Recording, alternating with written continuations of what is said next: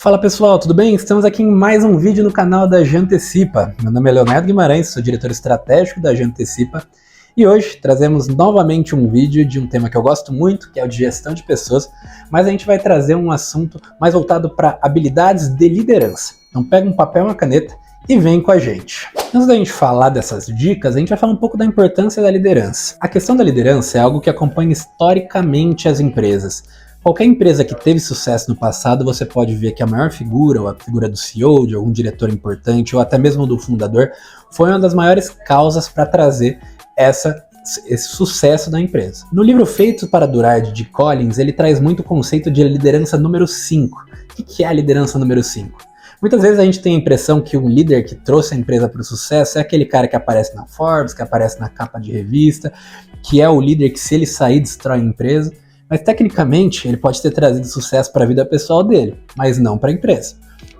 Esse seria, no caso, um líder número 4, que não chegou no nível 5 segundo Jim Collins.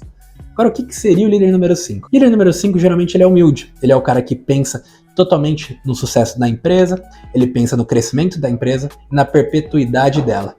É muito difícil para uma empresa dizer não para oportunidades, mais difícil ainda do que ela deve seguir o plano principal dela.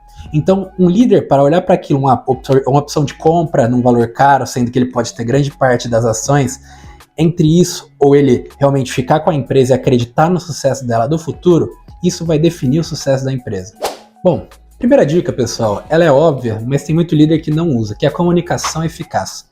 Um líder deve deixar claro, ele deve se comunicar bem, ele deve, com todas as maneiras, ter certeza que o liderado está entendendo o que ele quer fazer, ou seja, definir de maneira objetiva as metas e os planos, as atividades que o liderado deve concluir. Um líder deve estar sempre estudando sobre o tema de gestão de pessoas. Ele deve também saber treinar os seus liderados, fazer muito mais pergunta do que dar respostas. Por meio das perguntas que um liderado consegue ter o pensamento crítico para chegar naquela resposta e crescer. É um conceito também muito grande de Simon Sinek, que ele traz, que é primeiro o porquê, depois o quê. O Golden Circle, como muitas pessoas devem ouvir. Isso é muito importante se aplicar com os seus funcionários, uma vez que, se a pessoa que está realizando aquela tarefa entende o porquê, ela vai saber como ter uma análise crítica em cima daquela tarefa. Então, aplique isso no seu dia a dia. A segunda dica se trata da empatia e o relacionamento da equipe. Você, gestor, já foi liderado um dia, e você lembra de muitas situações que você já viveu. Tente aplicar isso no seu dia a dia, lembre-se como você se sentia em algumas situações ruins, ou seja, referências do que não fazer, mas lembre-se também de quando você teve aquele seu gestor que te inspirava, que te trazia uma motivação diária. Busque ser como ele, busque se colocar no lugar de todos os seus liderados também, dos seus colaboradores. Dessa forma, você vai fazer com que o time esteja sempre navegando para a mesma direção. Uma outra forma muito utilizada também para integrar a equipe e melhorar esse relacionamento é você realizar atividades, realizar dinâmicas no qual as pessoas vão aumentar o nível de confiança entre elas, para aí sim ter debates mais no âmbito de conflitos, ou seja, ideias divergendo, do que confrontos diretos. São brigas, no caso, que não levam a lugar nenhum. A terceira dica se trata da tomada de decisão. O gestor deve ter boas habilidades de tomada de decisão, principalmente os gestores de cargos mais altos. A ideia é com que cada vez mais ele tire alguns cargos operacionais dele e ele fique cada vez mais com decisões para tomar no dia inteiro.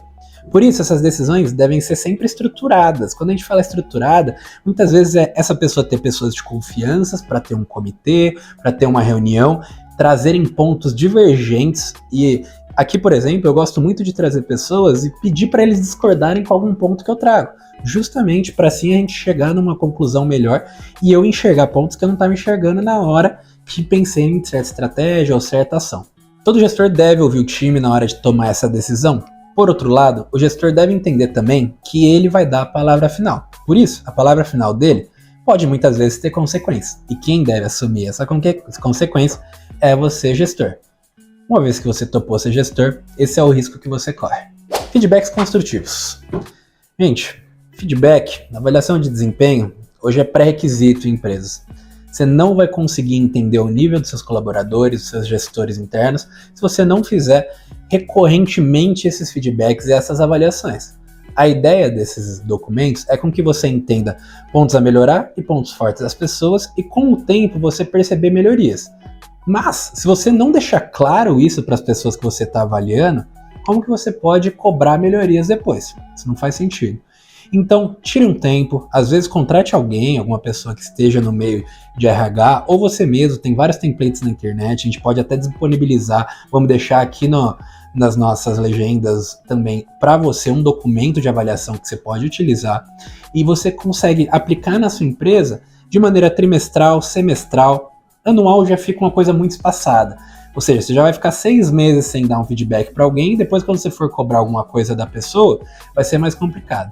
Um outro ponto também que vocês devem entender é que não quer dizer que você está fazendo uma avaliação de desempenho grande que você não pode dar feedbacks em prazos menores.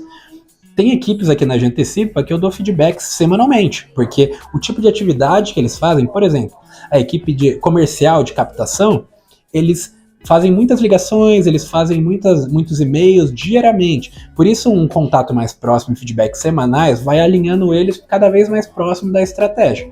Já existem equipes que não fazem muito sentido a gente trazer esse feedback semanal, uma vez que não mudou muita atividade deles nessa semana. Entenda a realidade que você vive e adapte. Pessoal, a última dica que a gente dá para o gestor em relação às habilidades de liderança é algo que parece óbvio, mas não é tão óbvio. Continue aprendendo, continue correndo atrás, continue estudando, leia livros de liderança, de gestão, de estratégia. Um líder que está sempre se inovando, um líder que está sempre entendendo o mercado, vai conseguir trazer isso para sua empresa e vai fazer com que a empresa alcance patamares diferentes da sua concorrência também. Pessoal, estamos chegando no final de mais um vídeo. Aqui a gente falou um pouco sobre a comunicação como uma habilidade principal, a tomada de decisão, o feedback, a empatia. E eu espero que vocês tenham entendido algumas das dicas de várias que a gente pode encontrar para um gestor ter sucesso, para um líder conseguir motivar o time e trazer aquele time para todos caminharem junto para o mesmo resultado, para o mesmo objetivo.